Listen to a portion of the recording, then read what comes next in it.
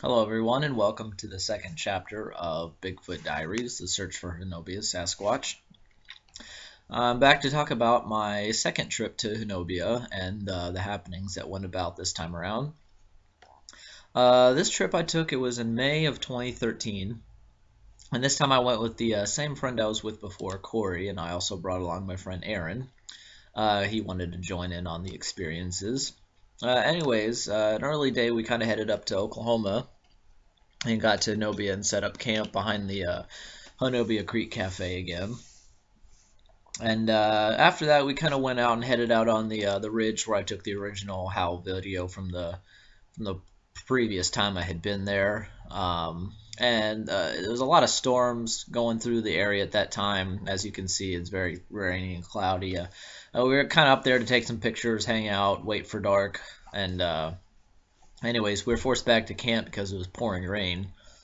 So we went back to camp and had to kind of dig a moat around it to save it. But we went inside the cafe there, and we actually had some luck that there was a man in there whose name was Randy Harrington. And he was actually a Bigfoot researcher for the MABC, which is the Mid America Bigfoot Center or Research Center or something like that. And it was kind of a coincidence that he was there at the same time we were. We actually got to talk to him. So I kind of talked to him and told him, I was there, finding Bigfoot myself, and he was there doing the same thing.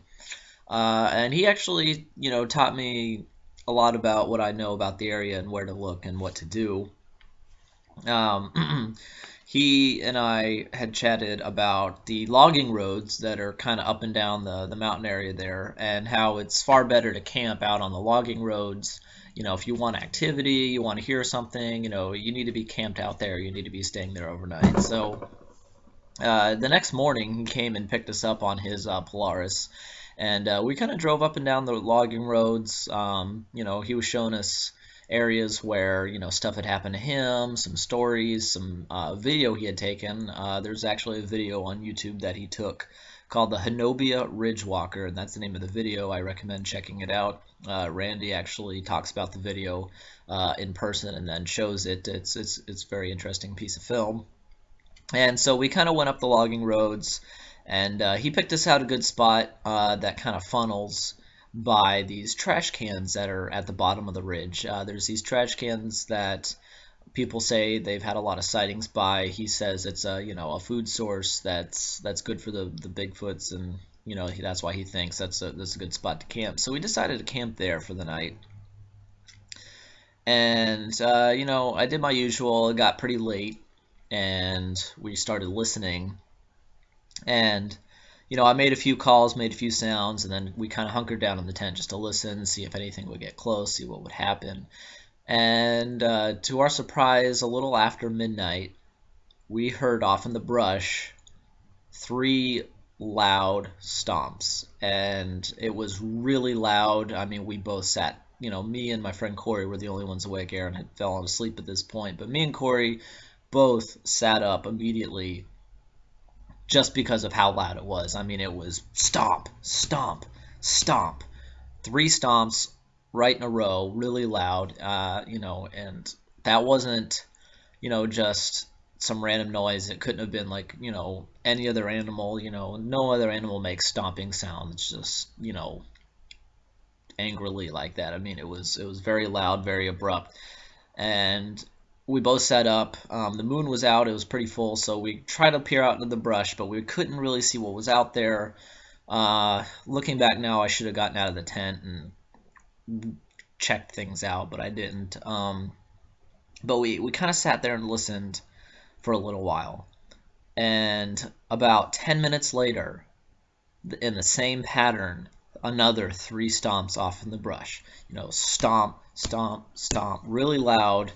Really clear, and there was obviously something there, something very large, something big enough to make, that loud of a sound to, not only startle us, but, it had to be big.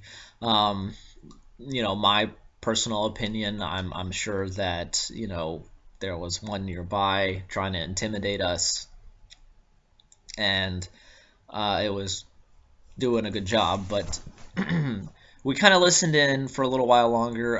Didn't really hear anything. As I was drifting off to sleep, I vaguely remember hearing maybe a few pebbles hitting the ground near our tent. It's quite possible. Maybe we were having some rocks thrown at us. But as far as that second time, we did have some good stuff happen. We had those stomps, some possible rocks thrown, I heard. But we also met Randy. He showed us a lot and taught us a lot. But that was pretty much it for this time. Kind of quiet, but more yet to come with my other trips. We had a lot more stuff going on, and I'll definitely share those with you guys. So tune in the next video, and I'll continue my stories. Thank you, and feel free to subscribe and ask any questions or have any comments in the comment section below.